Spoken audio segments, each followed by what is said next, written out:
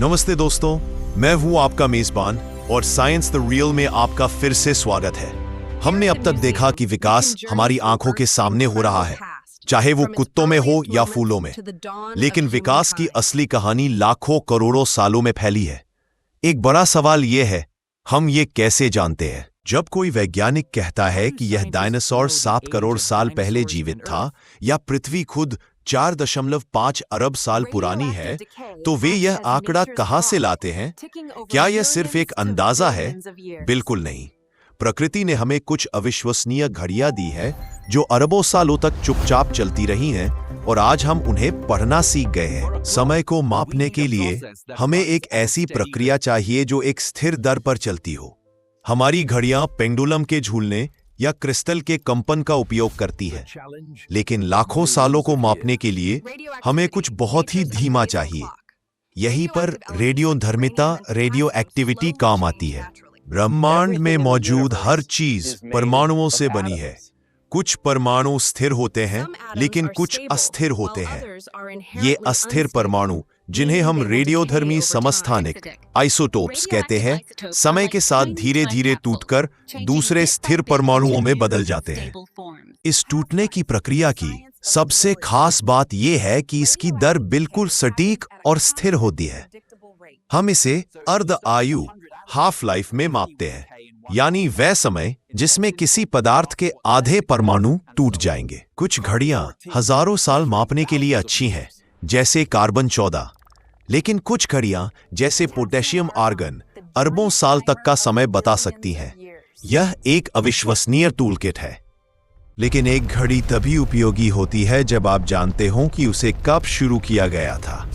इन रेडियोधर्मी घड़ियों को शून्य पर कैसे सेट किया जाता है, इसका जवाब पिघली हुई चट्टानों में छिपा है। जब कोई ज्वालामुखी फटता है तो गर्म पिघला हुआ लावा बाहर आता है।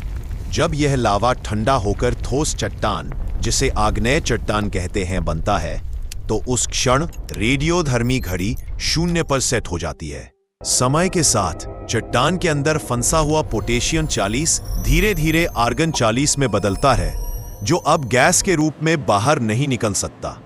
इसलिए आज जब हम उस चट्टान का एक टुकड़ा लेते हैं और उसमें पोटेशियम 40 और आर्गन 40 का अनुपात मापते हैं, तो हम ठीक बता सकते हैं कि वह चट्टान कितने साल पहले ठंडी हुई थी। यहाँ एक समस्या है। रेडियोधर्मी डेटिंग केवल आग्नेय चट्टानों, इग्नियस रॉक्स पर काम करती है, लेकिन जीवाश्म लगभग हमेशा अवसादी चट्टानों, सेडिमेंट्री रॉक्स में पाए जाते हैं, जो मिट्टी और रेत की परतों से बनती है। तो हम जीवाश्मों की उम्र कैसे जानते हैं?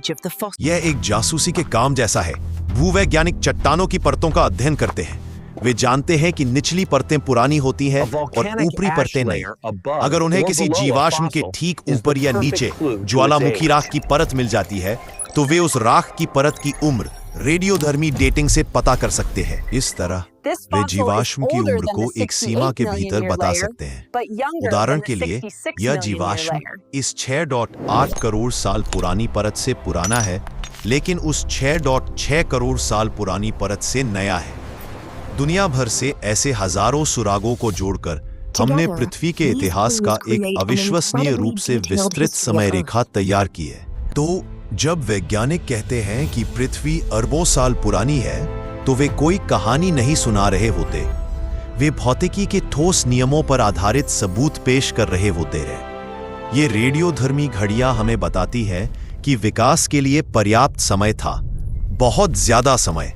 इन घड़ियों ने हमें दिखाया है कि जीवन का शो एक बहुत लंबे, धीमे और भव्य नाटक की तरह खेला गया है। इन्होंने हमें विकास की कहानी के लिए मंच तैयार करके दिया है। साइंस द रियल के अगले एपिसोड में हम एक और भी शक्तिशाली घड़ी के बारे में जानेंगे। आणविक घड़ी, मॉलिक्यूलर क्लॉक, जो हमारे अपने डीएनए में छिपी है। हम देखेंगे कि कैसे हमारे जीन खुद हमारे विकासवादी अतीत का एक रिकॉर्ड रखते हैं। यह एक ऐसा रहस्य है जिसे आप जरूर जानना चाहेंगे। देखने के लिए धन्यवाद। अगर आपने आज कुछ नया सीखा है, तो इस वीडियो को लाइक करें और हमारे चैनल साइंस द रियल को सब्सक्राइब करें, ताकि आप विज्ञान के ऐसे ही रोमांचक सफर का हिस्सा बन सकें। मिलते हैं अगली बार।